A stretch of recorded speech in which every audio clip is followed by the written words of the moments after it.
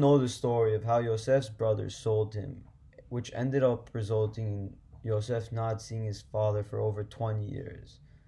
Therefore, we would naturally expect Yosef to be mad at them when he saw them again, if he ever saw them again.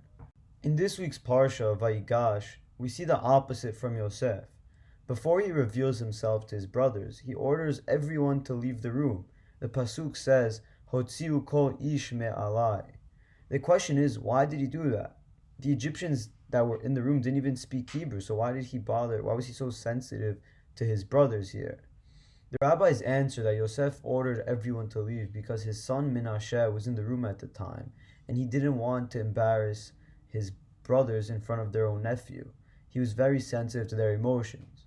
A few psukim later, Yosef says to his brothers, "Geshu na elai, please come closer to me."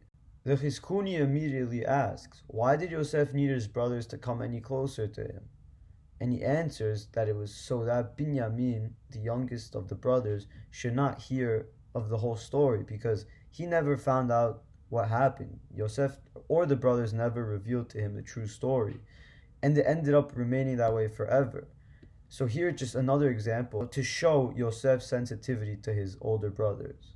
The question is, where did Yosef get this sensitivity from, especially given the terrible things that his brothers had done to him in the past? Yosef's mother, Rachel, was willing to give up the chance to be one of the imahot, one of the matriarchs of the Jewish nation, just so that she wouldn't hurt her older sister's Leah's feelings. She was willing to risk so much to be sensitive to her older sister. This trait was passed to her son Yosef, proving that the way the parents act really sets examples for their kids. Actually, the way you act sets an example for anybody who admires you, and that can determine the way that they will act. I once heard a story from Rabbi Mizrahi about chief rabbi of Israel, Rabbi Yitzchak Yosef. One time someone asked him, "What did your dad tell and teach all your brothers so that you guys can all become great scholars? Did he read any books to you? Did he speak of certain topics to you? Did he try to influence you through his teachings?" And Rabbi Yitzchak Yosef answered that his brothers just saw the way that he sat and learned all day, and they saw how much it meant to him and how much he loved learning Torah. Rabbi Yitzchak Yosef says that they automatically emulated him and tried to follow in his ways. People who look up to you will not act in the way that you tell them to act.